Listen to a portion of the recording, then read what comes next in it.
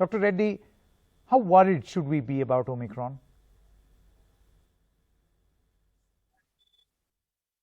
So Sangeet, I think none of us wanted to be in this situation or in this conversation, but the fact is that we are here.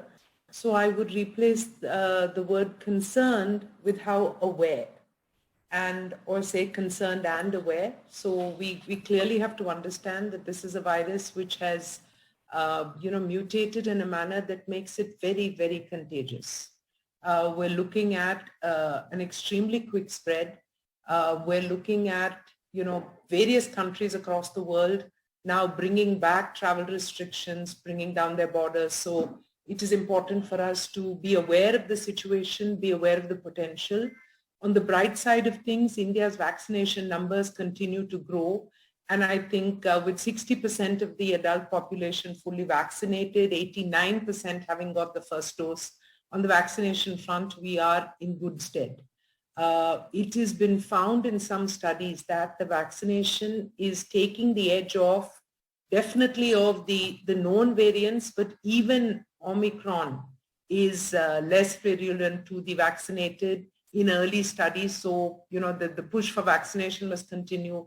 I think that health systems understand what needs to be done. Public understands what needs to be done. So we should be aware.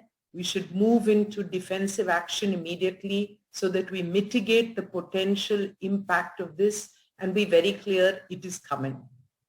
Ms. Shaw, let me ask you, what according to you should be the solutions to deal with a possible third wave now that the third wave is inevitable?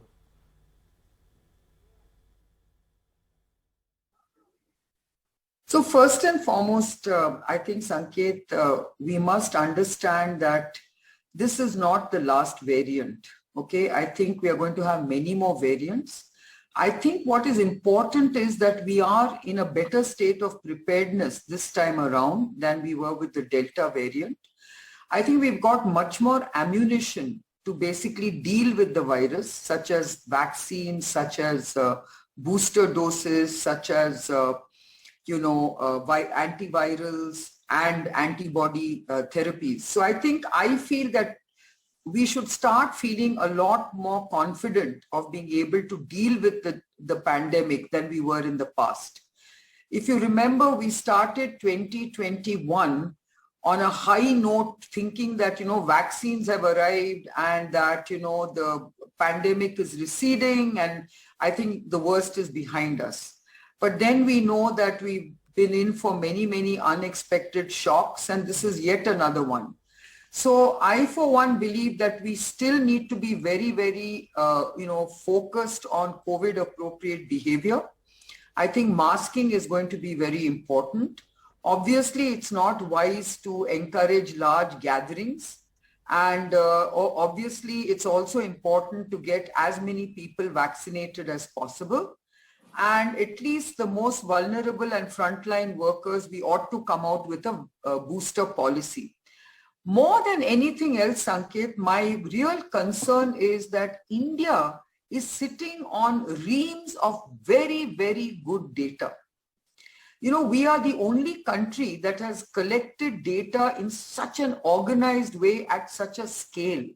For instance, if you look at the COVID app, this has actually collected volumes of data on vaccination.